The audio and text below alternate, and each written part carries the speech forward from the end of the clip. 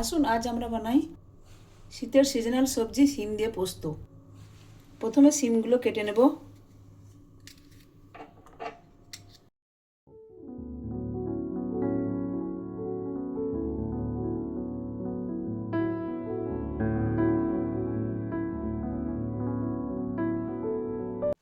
দুটো মাঝারি সাইজের আলু কেটে নেব।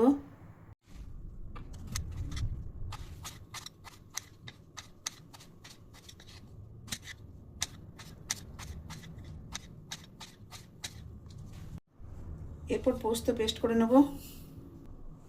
তার জন্য 2 চামচ পোস্ত নিলাম, সঙ্গে 4-5টা কাঁচা লঙ্কা দিয়ে নেবেন। দেখুন আমার পোস্ত পেস্ট করা হয়ে গেছে। পোস্তটা পেস্ট করার সময় প্রয়োজন মতো একটু জল দিয়ে নেবেন। কড়াই গরম করে 2 টিস্পুন সরষের তেল দেব।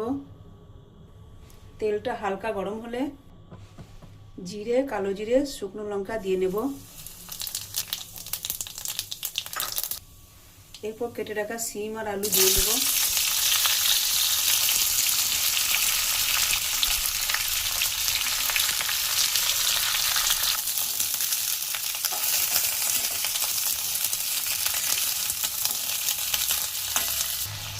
হালকা ভাজা হওয়ার পরে স্বাদ মতো লবণ দিয়ে নেবেন।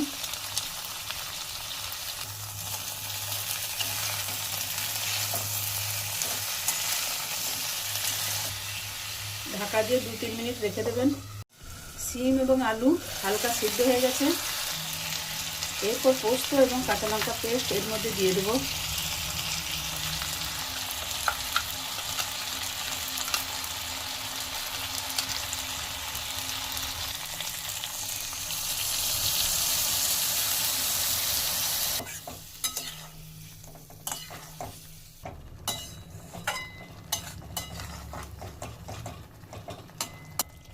আমাদের শিম পোস্ত প্রায় রেডি হয়ে গেছে। আমার এরকম অনেক রান্না আমার ইউটিউব চ্যানেল ইকোভল্ট ফর ইউতে আছে, দেখবেন এবং পছন্দ হলে সাবস্ক্রাইব এবং লাইক করে দেবেন। দেখুন কি সুন্দর শিম পোস্ত তৈরি হয়ে গেছে।